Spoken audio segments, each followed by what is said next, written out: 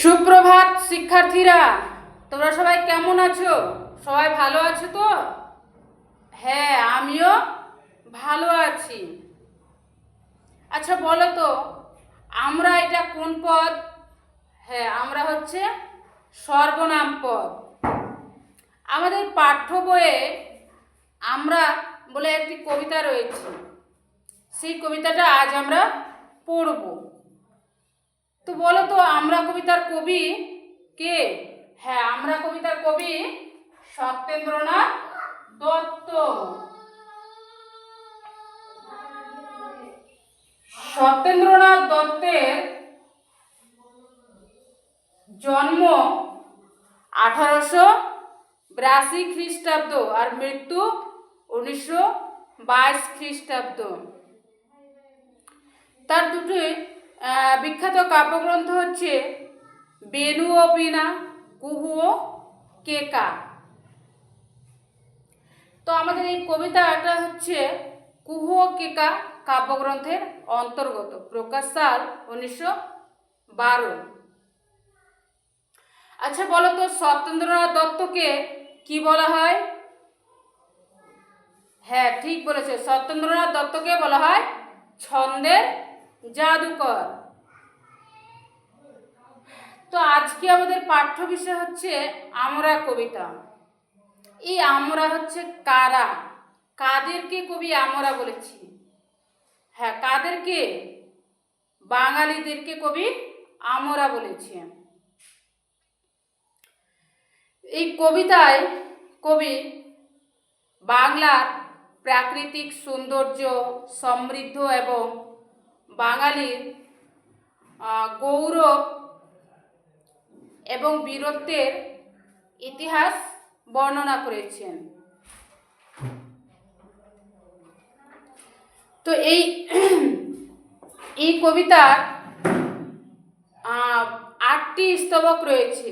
প্রত্যেকটি স্তবকে 8টি করে লাইন রয়েছে, তার মানে 8 8 64টি লাইন। আজ আমরা প্রথম এবং দ্বিতীয় স্তবক পড়ব। দেখো, প্রথম স্তবকে কি করেছে? বাংলার প্রাকৃতিক সৌন্দর্য বর্ণনা এবং ভৌগোলিক অবস্থার সম্পর্কে বর্ণনা করেছেন। তো দেখো, আমি শুরু করছি কবিতাটা। মুক্তবেণীর গঙ্গা যেথায় মুক্তি ভিতরে রঙ্গে। মুক্তবেণী, এই মুক্তবেণী শব্দের অর্থ হচ্ছে খোলা, বন্ধনহীন। বন্ধনহীন গঙ্গা নদী খোলা চুলের মতো বাধাহীনভাবে তার অবিরতভাবে সানন্দেশে বয়ে চলেছে এবং মুক্তি বিতরণ করছে। ভিতরে শব্দের অর্থ হচ্ছে বিতরণ। সে রঙ্গে, আনন্দের সঙ্গে সবাইকে মুক্তি বিতরণ করছে। কি? গঙ্গা নদীর জলে স্নান করলে পুণ্য হয়। গঙ্গা নদীর জল বিভিন্ন কাজে লাগানো হয়, ভালো কাজে। আমরা বাস করি সেই তীর্থে বড় বঙ্গে। কি বলছে? যে আমরা যেখানে বাস করি সেটা হচ্ছে তীর্থস্থান, তীর্থসলীলা। তীর্থ কি? মানুষেরা, লোকেরা পুণ্য লাভের উদ্দেশ্যে তীর্থ ভ্রমণ করে। তো আমরা এমনই এক বঙ্গভূমিতে বসবাস করি যেখানে মানুষ পুণ্যের আশায় তীর্থ ভ্রমণ করে। বাম হাতে যার কমলার ফুল, ডাহিনে মধুক মালা। কি বলছি? যে বঙ্গভূমির বাঁদিকে দেবী লক্ষ্মীর বাঁ হাতে রয়েছে কমলার ফুল অর্থাৎ পদ্ম ফুল, এবং ডাহিনে মধুক মালা, ডান দিকে রয়েছে মধুক মালা। এই মধুক শব্দের অর্থ হচ্ছে মহুয়া ফুলের মালা, অর্থাৎ চারিদিক প্রাকৃতিক সৌন্দর্যে ঘেরা। ভালে কাঞ্চন শৃঙ্গ মুকুট, কিরণে ভুবন আলা। এই ভালে, বলো তোমরা জানো ভাল শব্দের অর্থ কি? হ্যাঁ, ভাল শব্দের অর্থ হচ্ছে কপাল।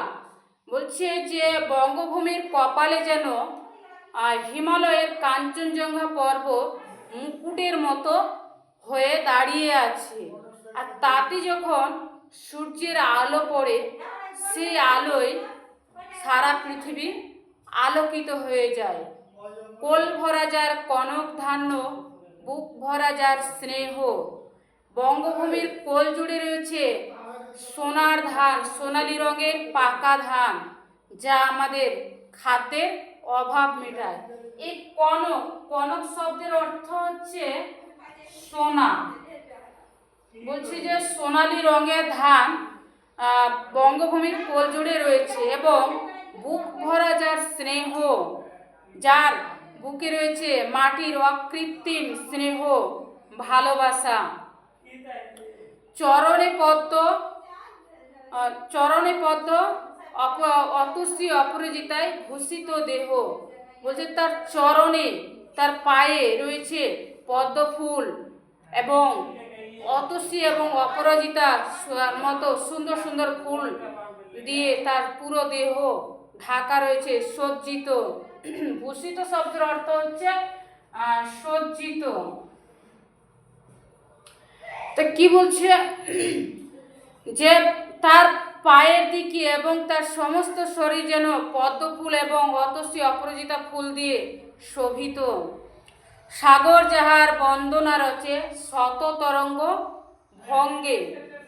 বঙ্গোপসাগর যেন তার শত শত ঢেউয়ে বঙ্গভূমির বন্দনা গান, বন্দনা স্তব পাঠ করছে, গুণগান গাইছে ঢেউয়ের গর্জনে। আমরা বাস করি সেই বাঞ্ছিত ভূমি বঙ্গে।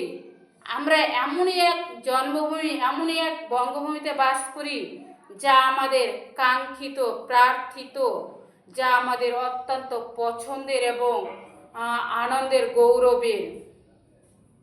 তো এই ছিল আমাদের প্রথম স্তবক।